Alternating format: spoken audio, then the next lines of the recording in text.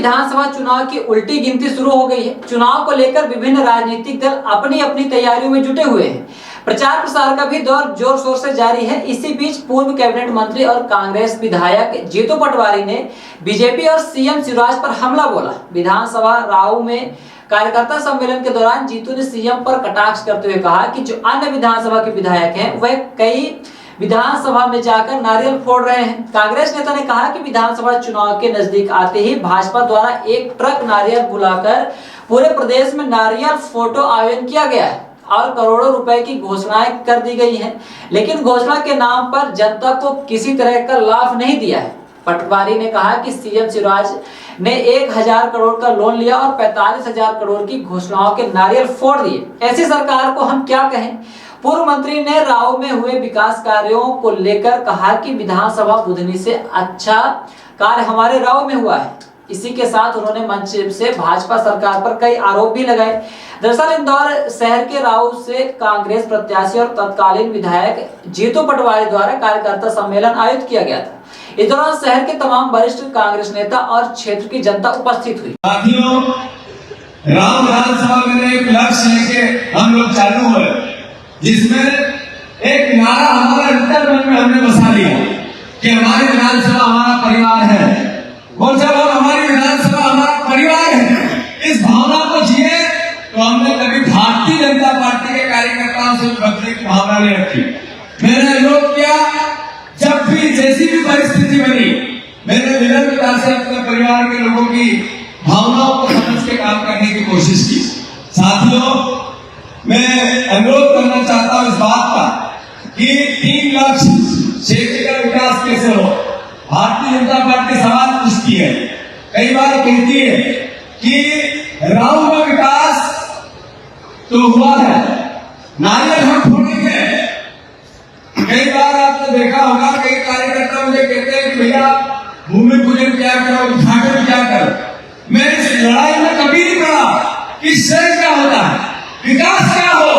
इसके लिए मैं हमेशा कृतिवत लेकर मैंने काम किया। साथी, मैं अनुरोध करना चाहता हूं कि हमारी विधानसभा भारतीय जनता पार्टी के लोगों को भी कभी नफरत की भावना से हम लोगों ने नहीं देखा। चुनाव अपने अपने विचार होते हैं, अपने अपने विचार के साथ दोनों पार्टियां लड़ती हैं, पर मैं मानता हूं कि राव विधानसभा का ऐसा वातावरण, प्रेम का, प्यार का, मोहब्बत का, सबको मिलजुल के रहने का, ये प्राचीन भारत की परंपराओं में से ये नारा जो कांग्रेस पार्टी का, देश का है, हिंदू मुस्लिम सिख ईसाई आपस में भाई भाई, ये आइडियोलॉजी है हमारी, जो भगवान कृष्ण ने कही, राम ने कही। राम ने कहा कि इस दुनिया में प्रेम और प्यार और मानवता की रक्षा के लिए यही सब कुछ बना है, और यही हमारे संविधान में, यही कांग्रेस पार्टी कहती है। तो मैं अनुरोध करना चाहता हूँ, उस भावना को हमने जिया है। और फिर पंडित जी, मैं जब ये कहता हूँ कि बुधनी से ज्यादा विकसित राव विधानसभा है, भारतीय जनता पार्टी के लोग प्रतिकार नहीं कर पाते। जब मैं ये कहता हूँ, मेरे विधानसभा में सारे पार्षद भारतीय जनता पार्टी, जो मेरे सामने चुनाव लड़े वो आदरणीय हमारे पिता तुल्य, और जो पहले लड़े वो एक नेता को चिट्ठी लिखी आज से 1 साल पहले कि राव विधानसभा में ऐसे विधायक, ऐसा काम जो मैं नहीं कर पाया हूँ और आपको लगता ही करना था, तो मुझे अवगत कराएंगे। आपके घर आके आपसे संवाद करके काम करना चाहता हूँ। भारतीय जनता पार्टी पे एक भी व्यक्ति ने कोई जवाब नहीं दिया। अब ये मुझसे कई बार पूछते हैं, मैं इस भावना को जब जीता हूँ कि राव बुधनी से ज्यादा विकसित है। मैं क्यों कहता हूँ ये बात?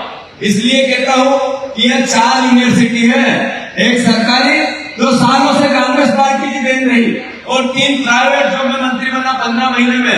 आपकी कृपा से तो मैंने सबसे पहले यूनिवर्सिटी यहाँ पे लाके दी, इसलिए कि मेरे बच्चों को शिक्षा का एक नया वातावरण मिले।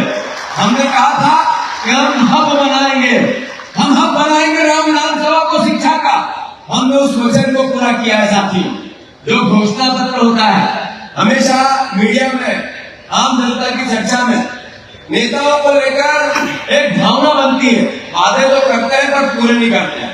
घोषणा पत्र तो आता है वचन पर पूरा नहीं होता है। मैं विनम्रता से हाथ जोड़कर भारतीय जनता पार्टी से अनुरोध करना चाहता हूं कि मेरे पिछले 2 बार के घोषणा पत्र नेट पे निकाले, एक भी काम जो हमने कहा और अधूरा रह गया हो तो मैं आप फिर नाम बनाएंगे, आपसे आकर चर्चा करने के लिए तैयार हूं। 13 विधानसभा है प्रदेश में, जिसमें जो वचन दिए थे पूरे किए। ये सौभाग्य आप लोगों की कृपा से मुझे मिला है साथियों। मैंने जब कहा कि ये बुधनी से ज्यादा विकसित है तो 40 अच्छे कॉलेज है, 40 अच्छे स्कूल है। यहाँ सबसे बड़ी मध्य प्रदेश की एजुकेशन को लेकर जो कोचिंग क्लासेस है ये भी इसी विधानसभा में है। मैं अनुरोध करना चाहता हूँ, यह नेशनल हाईवे जितनी भी रोडें हैं, यह राज्य की जितनी भी रोडें हैं, जितनी इंटरनल गांव से गांव को जोड़ने की रोडें हैं, प्रधानमंत्री की जो रोड योजना उसके अंतर्गत की रोडें हैं, या तो बनी हुई है या निर्माणधीन है। एक भी रोड एक गांव 3-3 जगह से जुड़ा हुआ है। मैं मानता हूं कि हर गांव में नल योजना है।